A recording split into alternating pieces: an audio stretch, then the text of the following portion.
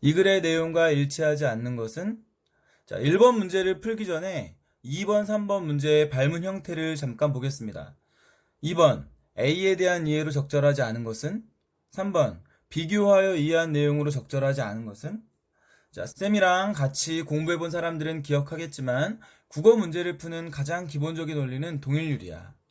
동일률이 뭔지 잠깐 설명해 줄게요. A는 A다. 이 당연한 걸 잘 이용하면 국어 문제 잘 풀 수 있습니다. 첫 번째 A는 제시문 A야. 그 다음 A는 문제의 선지를 가리키는 거야. 우리가 앞에 살펴봤던 발문 한번 다시 볼까요? 일치하지 않는 것은? 적절하지 않은 것은? 또는 일치하는 것은? 적절한 것은? 국어 문제의 발문은 죄다 이런 형태입니다. 그러니까 일치하는가 일치하지 않는가, 다시 말해 동일률이 성립하는가 성립하지 않는가, 이것을 바르게 판단할 수 있는가, 이것을 보는 겁니다. 쉽죠? 자, 여기까지 잘 따라오고 있죠? 자, 여러분, 제시문이 짧아요, 선지가 짧아요? 당연히 선지가 짧죠? 바꿔 말하면 제시문이 훨씬 깁니다. 엄청나게 길죠. 독서지문 이거 내용도 쉽지 않은데 제시문 길이는 엄청 깁니다. 앞에서 말했듯 문제풀이는 별거 아니에요. A가 A인지 또는 A가 아닌지 이걸로 문제를 푸는 겁니다. 근데 제시문 A는 양도 엄청 많고 내용도 어려워요. 그래서 제시문을 완벽하게 이해해야 그걸 가지고 제시문과 선지가 동일률을 성립시키고 있는지 비교할 수 있는 겁니다. 자, 한 번 더 강조하는데 국어 영역에서 문제가 풀리는 건 90%가 제시문의 완벽한 이해에 있습니다. 그래서 텍스트를 지배하라는 겁니다. 자, 그럼 어떻게 해야 텍스트를 지배하죠? 그렇죠. 반복해서 읽어야 됩니다. 근데 또 문제가 생기죠? 지금이 수능 1교시야. 시간이 남아요, 부족해요? 당연히 부족하죠. 시간도 없어 죽겠는데 뭔 반복이냐고? 아닙니다. 그래도 반복해야 합니다. 그래야 지배하거든. 다만 반복해서 읽지만 시간을 줄이기 위해서 우리는 특별한 전략이 필요합니다. 그게 읽기 가속도 전략이에요. 이거 말고도 명제론, 텍스트 분석 방법론, 생각의 속도 이론, 창의적 읽기 전략 등 몇 가지가 더 있지만 그건 앞으로 차차 풀어가도록 하고, 여기서 오늘 내가 강조하고 싶은 건 제시문, 텍스트입니다. 텍스트를 지배하라. 여러분, 앞에 영상 보고 왔죠? 3분, 2분, 1분으로 내가 요약해서 올렸는데 다 봤는데도 이해가 안 되면 또 보세요. 그래도 이해가 안 되면 다시 또 보세요. 그렇게 이해될 때까지 보는 겁니다. 그런 다음에 문제를 푸세요. 그러면 여러분, 국어 문제라는 게 사실 별거 없다는 거 알게 될 겁니다. 여러분, 틀린 그림 찾기 해봤죠? 똑같은 그림이 두 장 있는데 사실 자세히 들여다보면 다른 것들이 있어요. 일치하지 않는 다른 것들이 있습니다. 즉, 동일률이 성립하지 않는 것들이 있는 겁니다. 어떤 사람이 틀린 그림을 찾아내죠? 그렇습니다. 텍스트를 지배하는 사람, 즉 그림 텍스트를 지배하는 사람이 틀린 그림을 찾아낼 수 있는 겁니다. 지금 1번 문제를 푸는데 이게 통 뭔 소리인지 모르겠다. 가서 앞에 영상 다시 보고 오기 바랍니다. 텍스트를 지배할 때까지 보고 오세요. 자, 그럼 문제 한번 볼까요? 자, 1번 선지 봅시다. 여러분, 내가 오늘 여기서 다 설명할 수는 없고 나는 이 선지들을 명제라고 부르는데 명제론에 관한 영상은 나중에 한번 정리해서 올릴게요. 올릴 거고, 자, 여러분은 저분이 명제 어쩌고 하면 문제 밑에 있는 선지를 말하는 거구나, 이렇게 생각하기 바랍니다. 이 1번 명제의 키워드는 관학, 쇠퇴, 사학, 활성화입니다. 텍스트 지배하고 있죠? 첫 번째 단락 중후반부에서 이 내용 확인할 수 있고요. 자, 2번 명제는 과거제, 문제, 이게 키워드입니다. 오픈드 텍스트죠. 자, 여러분, 근데 여기서 과거제의 클로징 텍스트는 뭐죠? 그렇죠. 인격, 검증, 없는입니다. 이제 머릿속에 있는 텍스트로 가볼까요?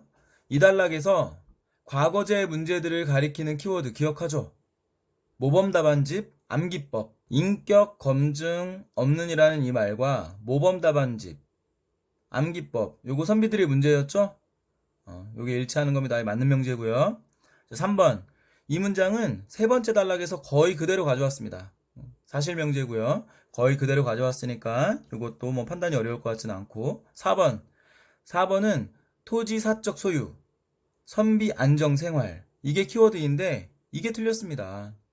여기서 제시문과 명제 사이에 동일률이 성립하지 않는 거예요. 자, 여러분이 지금 머릿속에 지배하고 있는 그 제시문과 명제, 선지 사이에 동일률이 성립하지 않습니다. 그래서 이 명제는 적절하지 않은 명제가 되겠습니다.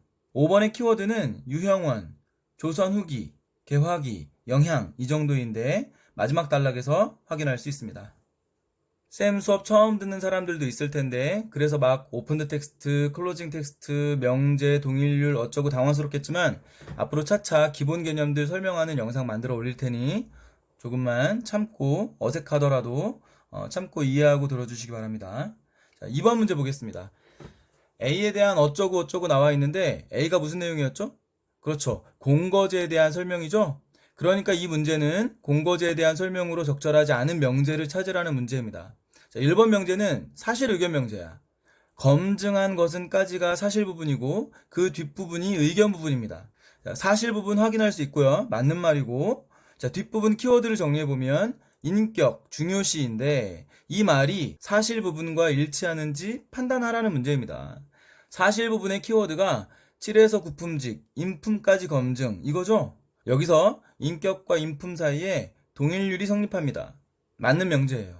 자, 2번은 사실 명제로 볼 수 있는데 중간쯤에 서울, 지방, 중학, 영학 어쩌고 확인할 수 있고 마지막 부분에 지역 격차를 없앰과 동시에 어쩌고 저쩌고 자, 여기서 확인할 수 있습니다. 자, 3번도 2번이랑 똑같은 구조의 명제예요.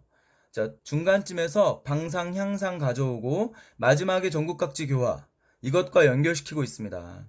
2번과 3번 거의 똑같은 명제라고 볼 수 있고요.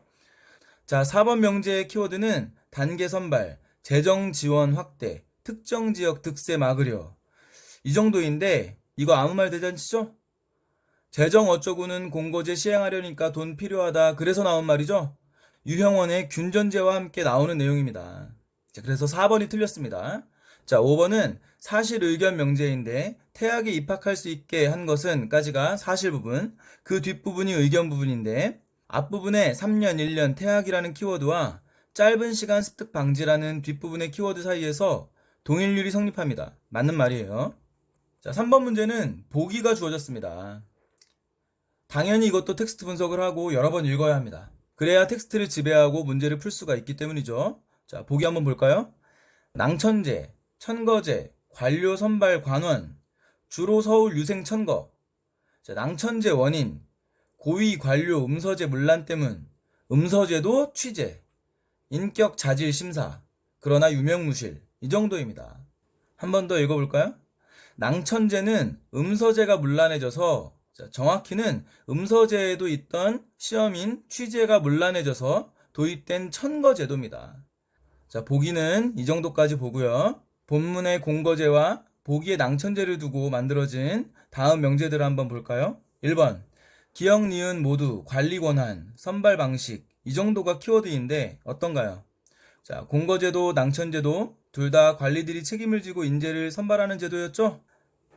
맞습니다. 기억, 니은 모두 시험, 선발, 문제점 때문 이 정도가 키워드인데 적절한 것으로 보입니다. 3번은 신분, 제약, 강화 방식 이 정도가 키워드로 보이는데 공거제의 신분 제약의 강화라는 말을 쓰는 것은 적절하지 않습니다. 왜냐하면 양반과 평민, 평민들을 대상으로도 나온 정책이기 때문에 그렇습니다.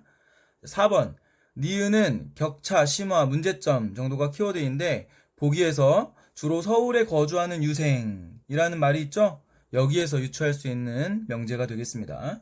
5번 보기의 니은에서는 여러 단계 여기서 여러가 안 보이죠? 기억에서는 여러 단계가 보입니다. 그래서 이 명제도 맞습니다. 이것으로 문제풀이 강의를 마치려고 하는데 앞으로 문제풀이 영상 틈틈이 기본 개념 소개 영상들을 만들어 보겠습니다. 다소 낯선 느낌이 있더라도 꾸준히 듣고 적용하고 하다 보면 차차 나아질 겁니다. 오늘은 이거 하나만 기억합시다. 문제를 풀려면 그렇죠. 텍스트를 지배해야 합니다. 텍스트를 지배하려면 그렇죠. 반복해서 읽어야죠. 제한된 시간 안에 텍스트를 여러 번 반복하려면 읽기 전략이 필요합니다. 그 전략이 바로 읽기 가속도 전략, 속독과 정독 동시 전략. 자, 앞에 나온 영상입니다. 문제 그냥 풀지 마시고 보고 또 보고 듣고 또 듣고 그렇게 완벽하게 이해한 후에 풀어보세요.